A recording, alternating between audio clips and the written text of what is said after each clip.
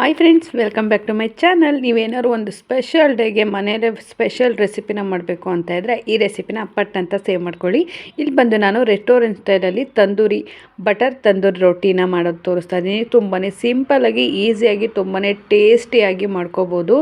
ಇಷ್ಟು ಈಸಿನ ಮಾಡ್ಕೊಳ್ಳೋದು ಅಂತ ಅನ್ಕೋತೀರ. ಓಕೆನಾ? ವೀಡಿಯೋನ ಸೇವ್ ಮಾಡ್ಕೊಳ್ಳಿ. ಬನ್ನಿ ಯಾವ ಥರ ಮಾಡೋದು ಅಂತ ತೋರಿಸ್ತೀನಿ.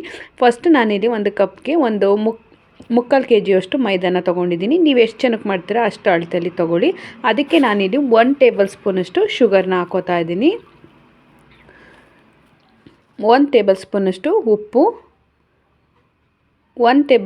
ಹಾಫ್ ಟೇಬಲ್ ಸ್ಪೂನಷ್ಟು ನಾನಿಲ್ಲಿ ಬೇಕಿಂಗ್ ಪೌಡರ್ನ ಹಾಕೋತಾ ಇದ್ದೀನಿ. ನಿಮ್ಮ ಹತ್ರ ಬೇಕಿಂಗ್ ಪೌಡರ್ ಇಲ್ಲ ಅಂದರೆ ನೀವು ಬೇಕಿಂಗ್ ಸೋಡಾನ ಹಾಕೋಬೋದು. ನಾನಿಲ್ಲಿ ಮತ್ತೆ 1/4 ಟೇಬಲ್ ಸ್ಪೂನಷ್ಟು ಬೇಕಿಂಗ್ ಸೋಡಾ, ಸ್ವಲ್ಪ ಎಣ್ಣೆನ ಹಾಕ್ಬಿಟ್ಟು ಅದಕ್ಕನ್ನು ಚೆನ್ನಾಗಿ ಮಿಕ್ಸ್ ಮಾಡಿಬಿಟ್ಟು ಇವಾಗ 1 ಕಪ್ಪಷ್ಟು ಮೊಸರನ್ನ ಹಾಕೋತಾ ಇದ್ದೀನಿ. ಇವಾಗ ನೀರು ಸೇರ್ಸೋಕ್ಕಿಂತ ಮುಂಚೆ ಮೊಸರು ಜೊತೆ ಹಿಟ್ಟನ್ನು ಮಿಕ್ಸ್ ಮಾಡ್ಕೊಳ್ಳಿ.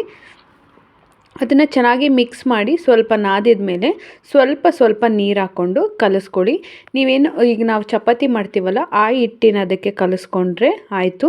ಇವಾಗ ಇದನ್ನು ನೀಟಾಗಿ ಕಲಿಸ್ಬಿಟ್ಟು ಇದನ್ನು 1 ಅವರಷ್ಟು ನೆನೆಯೋದಕ್ಕೆ ಬಿಟ್ಬಿಡಿ. 1 ಅವರ್ಗಿಂತ ಮುಂಚೆನೇ ಲಟ್ಸೋಕೆ ಹೋಗಬೇಡಿ. 1 ಅವರ್ ಅದನ್ನು ಒಂದು ಬಟ್ಟೆ, ಪೇಪರ್ ಯಾವುದರಿಂದ ಮುಚ್ಚಿಡಿ. ನೋಡಿ, ಇವಾಗ ಇದು ಚೆನ್ನಾಗಿ ನೆಂದಿದೆ. ಮತ್ತು ಇದನ್ನು ಚೆನ್ನಾಗಿ ಮಿತ್ಕೋಬೇಕು. ಓಕೆನಾ? ಮಾಡೋದಕ್ಕಿಂತ ಮುಂಚೆ ಚೆನ್ನಾಗಿ ಮುತ್ಕೊಂಡು ಈಗ ರೌಂಡಾಗಿ ಮಾಡಿಕೊಂಡು ಸೇಮ್ ನಾವು ಚಪಾತಿ ಮಾಡ್ತೀವಲ್ಲ ಅದೇ ಥರ ಸ್ವಲ್ಪ ಹಿಟ್ಟಲ್ಲಿ ಅದ್ಬಿಟ್ಟು ಅದನ್ನು ಲಟ್ಟಿಸ್ಕೊತಾ ಇದ್ದೀನಿ. ನಿಮ್ಗೆ ಯಾವ ಶೇಪಿಗೆ ಬೇಕೋ ಆ ಶೇಪಿಗೆ ಲಟ್ಟಿಸ್ಕೋಬೋದು. ನಿಮಗೆ ರೌಂಡ್ ಶೇಪ್ ಬೇಕಿದ್ದರೆ ರೌಂಡ್ ಶೇಪ್ ಮಾಡ್ಕೋಬೋದು, ಇಲ್ಲಾಂದರೆ ಉದ್ದಕ್ಕೆ ಬೇಕಿದ್ದರೆ ಉದ್ದದಕ್ಕೆ ಕೂಡ ಮಾಡ್ಕೋಬೋದು. Your choice. ನೋಡಿ, ಈ ಥರ ಒಂದು ಸೈಡ್ ಲಟ್ಸಿದ ಮೇಲೆ ಅದರ ಮೇಲೆ ನಾನು ಕಪ್ಪು ಎಳ್ಳನ್ನು ಹಾಕೋತಾ ಇದ್ದೀನಿ.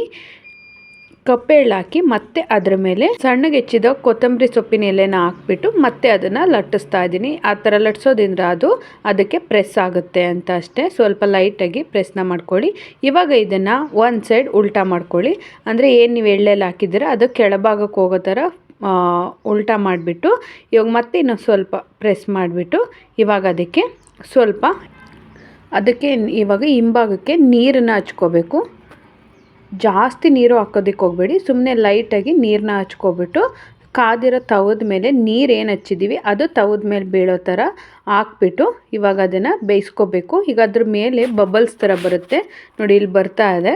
ಬಬಲ್ಸ್ ಥರ ಬಂದ ಮೇಲೆ ಅದನ್ನು ಉಲ್ಟಾ ಮಾಡಬೇಕು. ಬೀಳೋದಿಲ್ಲ. ನಾವು ನೀರು ಹಚ್ಚಿರ್ತೀವಲ್ವ, ಸೊ ಅದು ಅಂಟ್ಕೊಂಡಿರುತ್ತೆ, ಬೀಳೋದಿಲ್ಲ. ಈ ಥರ ಉಲ್ಟಾ ಮಾಡಿ ಬೇಯಿಸ್ಕೋಬೇಕು ರೋಟಿನ.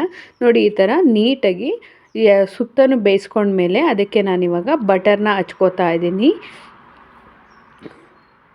ಎಲ್ಲ ಕಡೆ ನೀಟಾಗಿ ಸ್ಪೂನಲ್ಲಿ ಸ್ಪ್ರೆಡ್ ಮಾಡಿ ಬಟರ್ನ ಹಚ್ಕೊಳ್ಳಿ. ತುಂಬಾ ಟೇಸ್ಟಿಯಾಗಿರುತ್ತೆ, ಸೂಪರಾಗಿರುತ್ತೆ, ರೆಸ್ಟೋರೆಂಟ್ ಸ್ಟೈಲಲ್ಲೇ ಇರುತ್ತೆ. ನೋಡಿ, ಇವಾಗ ತಂದೂರಿ ರೋಟಿ ರೆಡಿಯಾಗಿದೆ. ಇದೇ ಥರ ಎಲ್ಲ ರೋಟಿನೂ ಕೂಡ ನೀವು ರೆಡಿ ಮಾಡ್ಕೊಳ್ಳಿ. ಇದಕ್ಕೆ ಎಳ್ಳು ಮತ್ತು ಇದು ಬಂದು ಕೊತ್ತಂಬರಿ ಸೊಪ್ಪು ಬಂದು ಆಪ್ಷನಲ್, ನೀವು ಬೇಕಾದರೆ ಹಾಕೋಬೋದು, ಇಲ್ಲಾಂದರೆ ಸ್ಕಿಪ್ನ ಕೂಡ ಮಾಡ್ಬೋದು. ಬಟ್ ಹಾಕಿದರೆ ತುಂಬಾ ಡಿಫ್ರೆಂಟಾಗಿ ನೋಡೋದಕ್ಕೆ ತುಂಬಾ ಚೆನ್ನಾಗಿ ಕಾಣುತ್ತೆ. ನೋಡ್ತಾ ಇದ್ರಲ್ವೇ ಎಷ್ಟು ಅಟ್ರಾಕ್ಟಿವ್ ಆಗಿ ಕಾಣ್ತಾ ಇದೆ ಅಂತ. ಇದ್ರ ಜೊತೆಗೆ ನೀವೇ ಯಾವುದೇ ರೀತಿ ಕರಿಗಳನ್ನೂ ಕೂಡ ಮಾಡ್ಕೋಬೋದು. ನಾನಿಲ್ಲಿ ಬಟರ್ ಪನ್ನೀರ್ನ ಮಾಡಿದ್ದೆ. ಅದ್ರ ಜೊತೆಗೆ ಟೇಸ್ಟ್ ಅಂತ ನೆಕ್ಸ್ಟ್ ಲೆವೆಲಲ್ಲೇ ಇರುತ್ತೆ. ನೀವೇನಾದ್ರು ಹೋಟೆಲ್ಗೆ ಹೋಗಿ ಊಟ ಮಾಡೋದಕ್ಕೆ ಇಷ್ಟ ಇಲ್ಲ ಅಂದರೆ ನೀವು ಈ ರೆಸಿಪಿನ ಮನೆಯಲ್ಲೇ ಟ್ರೈ ಮಾಡಿ. ಮಕ್ಕಳಿಗೆ ಸ್ಪೆಷಲಾಗಿ ಡಿನ್ನರ್ನ ಅರೇಂಜ್ ಮಾಡಿ, ಹಸ್ಬೆಂಡ್ ಮತ್ತು ಮಕ್ಕಳಿಗೆ. ಮತ್ತೆ ಹೊಸ ರೆಸಿಪಿ ಜೊತೆ ಸಿಗ್ತೀನಿ. Thank you. Bye bye.